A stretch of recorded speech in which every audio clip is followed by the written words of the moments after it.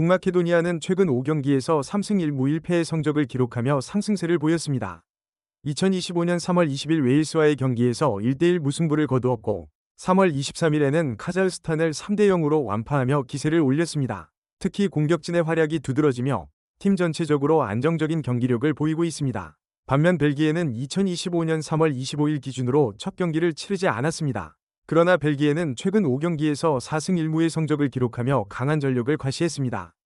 2025년 3월 20일 열린 아일랜드와의 경기에서는 4대0 승리를 거두었고 3월 23일에는 슬로바키아를 2대0으로 이겼습니다. 에당 아자르와 로메루 루카쿠를 중심으로 한 공격진은 여전히 위협적이며 수비에서도 안정적인 모습을 보이고 있습니다. 종합적으로 볼 때 벨기에는 최근 경기력과 선수 구성에서 우위를 점하고 있으며 북마케도니아는 홈 경기에서의 강점을 살려 반격을 노릴 것으로 보입니다. 따라서 벨기에의 승리가 예상됩니다. 노르웨이는 최근 A매치에서 안정된 수비력과 직선적인 공격 전개를 바탕으로 좋은 흐름을 이어가고 있습니다. 특히 예선 2경기 모두 승리를 거두며 자신감을 얻은 상태로 홈 경기라는 점에서 더욱 유리한 입장에 서 있습니다. 팀 전반적으로 피지컬과 활동량을 앞세운 중원 장악력이 강점이며 세트피스에서도 강한 면모를 보여주고 있습니다. 반면 이탈리아는 이번 경기가 예선 첫 경기인 만큼 경기 감각이나 조직력에서 일부 실험적 요소가 나올 수 있습니다. 다만 UEFA 네이션스 리그와 유로 예선 등 유럽 무대에서 꾸준히 높은 성적을 올려온 전통 강호답게 전반적인 전력은 여전히 탄탄합니다. 특히 후방에서의 빌드업과 전방 압박은 여전히 유럽 상위권 수준이며 노련한 경기 운영 능력은 여전히 팀의 강점으로 평가됩니다. 이번 경기는 노르웨이의 초반 기세와 이탈리아의 노련함이 맞붙는 접전이 될 것으로 전망됩니다. 경기 초반에는 노르웨이의 활동량과 홈 분위기를 앞세운 공세가 이어지겠지만 이탈리아는 점차 중원에서 주도권을 되찾으며 안정적인 경기 운영을 할 것으로 보입니다. 다만 득점력 면에서는 양팀 모두 확실한 차이를 만들어내기는 어려울 것으로 예상되어 무승부 가능성도 배제할 수 없습니다. 웨일스는 최근 5경기에서 2승 1무 2패의 성적을 보였습니다. 2025년 3월 20일 열린 북마케도니아와의 경기에서는 1대1 무승부를 거두었고 3월 23일에는 카자흐스탄을 3대1로 이겼습니다. 웨일스는 홈 경기에서 상대적으로 강한 모습을 보이며 공격진에서는 다니엘 제임스와 해리 윌슨이 활약하고 있습니다. 반면 리히텐슈타인은 최근 5경기에서 1무 4패의 성적을 기록하며 부진한 모습을 보였습니다. 2025년 3월 20일 열린 북마케도니아와의 경기에서는 0대3으로 패배하였고 3월 23일에는 벨기에를 0대2로 이겼습니다. 리히텐슈타인은 원정 경기에서의 약점이 드러나며 웨일스를 상대로 어려움을 겪을 것으로 예상됩니다. 종합적으로 볼 때 웨일스는 홈 경기에서의 우위를 바탕으로 리히텐슈타드를 상대로 승리를 거둘 것으로 예상됩니다. 리히텐슈타인은 원정 경기에서의 부진이 이어지고 있으며 웨일스의 강한 공격진을 막기에는 어려움이 있을 것으로 보입니다. 체코는 전통적으로 조직적인 수비와 강한 중거리 슈팅, 그리고 세트피스에서의 집중력을 무기로 유럽 중상위권 전력을 유지하고 있는 국가입니다. 최근 A매치 성적도 안정적인 흐름을 보이며 특히 홈에서는 실점이 적고 효율적인 경기 운영이 돋보입니다. 이번 예선에서도 두 경기 모두 실점 없이 승리를 챙기며 수비적인 안정감과 효율적인 공격 전개를 동시에 보여주었습니다. 몬테네그로는 체코에 비해 유럽 내 위상은 낮지만 최근 A매치에서의 성과를 바탕으로 꾸준히 성장 중인 국가입니다. 이전보다 안정된 수비 조직력과 빠른 역습 전개가 강화됐으며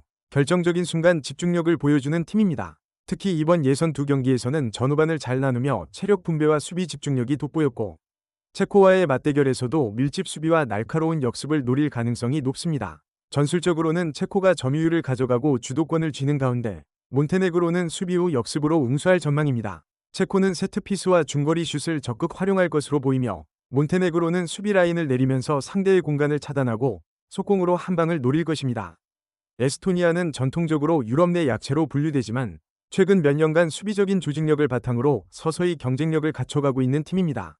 이번 예선에서는 첫 경기에서 패했지만 두 번째 경기에서는 끈질긴 수비와 집중력 있는 경기 운영으로 귀중한 승리를 챙기며 분위기 반전에 성공했습니다. 특히 홈에서는 견고한 수비 블록을 기반으로 상대에게 기회를 많이 허용하지 않는 운영이 강점입니다. 최근 A매치에서도 수비에 치중한 현실적인 전술을 유지하며 실점 억제에 성과를 내고 있습니다. 반면 이스라엘은 전통적으로 공격적인 색채가 강한 팀으로 빠른 전환과 날카로운 측면 공격을 기반으로 한 전술이 특징입니다. 특히 지난 UEFA 네이션스 리그와 유로 예선에서도 일정 수준 이상의 공격력을 유지하며 중하위권 국가들을 상대로는 꾸준히 승점을 쌓아왔습니다. 최근 A매치에서도 골 결정력은 좋았으나 수비에서의 불안정한 모습이 자주 노출되며 안정감 면에서는 다소 아쉬움을 남기고 있습니다. 결국 경기의 흐름은 첫 득점이 어느 팀에 돌아가느냐에 따라 크게 달라질 수 있습니다. 수비가 강한 에스토니아와 공격의 강점을 보이는 이스라엘 간의 대조적인 스타일이 부딪히는 경기로 다득점보다는 신중한 흐름 속에 한두 번의 결정적 장면이 경기 결과를 좌우할 것으로 보입니다. 지브롤터는 최근 5경기에서 1무 4패의 성적을 기록하고 있습니다. 2025년 3월 22일 열린 몬테네그로와의 경기에서는 1대3으로 패배하였고 3월 25일에는 체코와의 경기에서 0대4로 패하며 수비 불안을 드러냈습니다. 공격진의 득점력 부족과 수비 조직력의 문제로 어려움을 겪고 있습니다. 반면 크로아티아는 최근 5경기에서 3승 1무 1패의 성적을 보였습니다. 2025년 3월 20일 열린 프랑스와의 UEFA 네이션스 리그 1차전에서는 2대0 승리를 거두었고 3월 23일 2차전에서는 0대2로 패배하였으나 연장전과 승부차기까지 가는 접전 끝에 5대4로 패배하며 준결승 진출에는 실패하였습니다.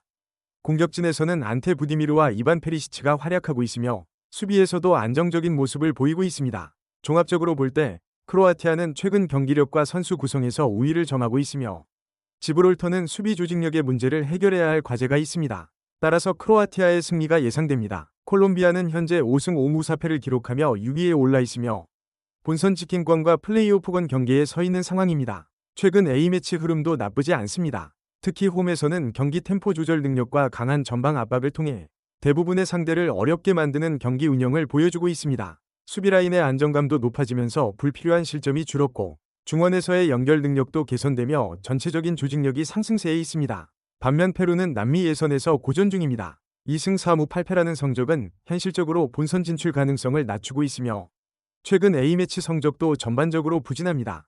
경기당 득점력이 떨어지는 데다 수비 집중력에서도 불안감을 보이고 있어 강팀 상대로는 물론 중위권 팀과의 경기에서도 경쟁력이 떨어지는 모습이 이어지고 있습니다. 특히 원정에서는 경기력 기복이 심하고 공격 전개 과정에서도 창의성 부족과 결정력 부재가 반복되고 있습니다. 콜롬비아는 승점 확보를 통해 상위권 추격을 계속하려 할 것이며 페루는 남은 예선 경기에서 신락 같은 희망을 이어가기 위해 반드시 승점이 필요한 경기입니다. 하지만 전력과 분위기를 고려할 때 콜롬비아의 우세한 승리가 예측됩니다.